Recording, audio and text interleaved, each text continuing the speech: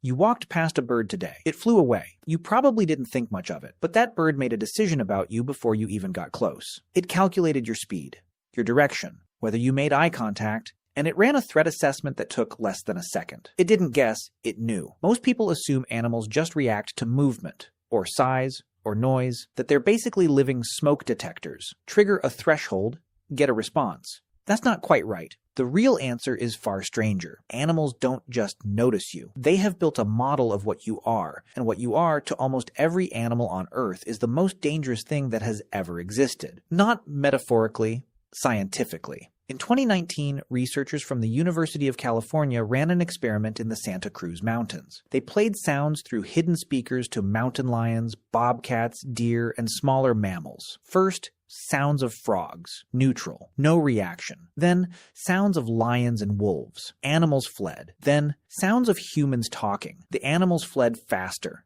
and stayed gone longer. The lead researcher, Justin Suraci, published the results in Ecology letters. The conclusion was direct. Wild animals are more afraid of the human voice than the sound of apex predators. Not equally afraid, more afraid. Think about what that means. A mountain lion is at the top of its food chain. It has no natural predators. It fears nothing that evolved alongside it.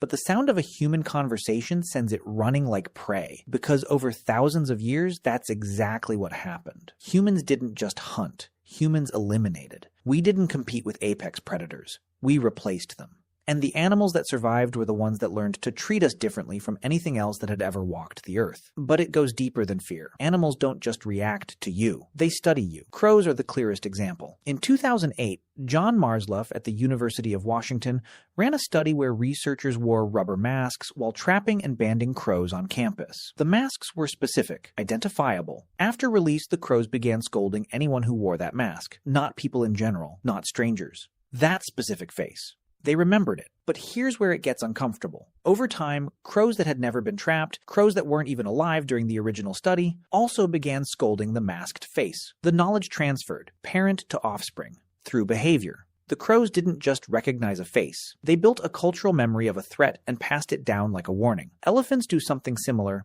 but with more information than crows. Research by Karen McComb at the University of Sussex showed that elephants in Amboseli, Kenya could distinguish between two local groups purely by smell and the sound of their voices. One group, the Maasai, had a history of occasional conflict with elephants. The other, the Kamba, did not. When elephants heard a Maasai voice on a recording, they bunched together, went quiet, and moved downwind.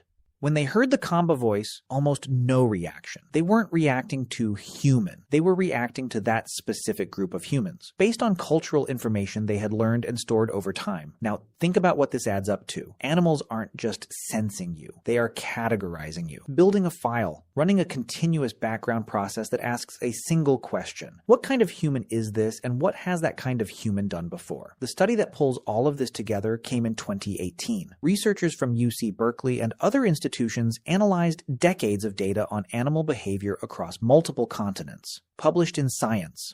The finding was this: human presence alone, not hunting, not noise, not habitat destruction, just the presence of humans, caused animals to shift to nocturnal behavior. Animals that were naturally active during the day moved their entire activity window to night simply to avoid contact with humans. The effect was 3 times stronger than the presence of actual predators. 3 times. We didn't just change the landscape, we changed time. Animals restructured when they exist in the world because of us. And they did it without being taught, without any single traumatic event. They did it because the information accumulated across enough generations that it became the default setting.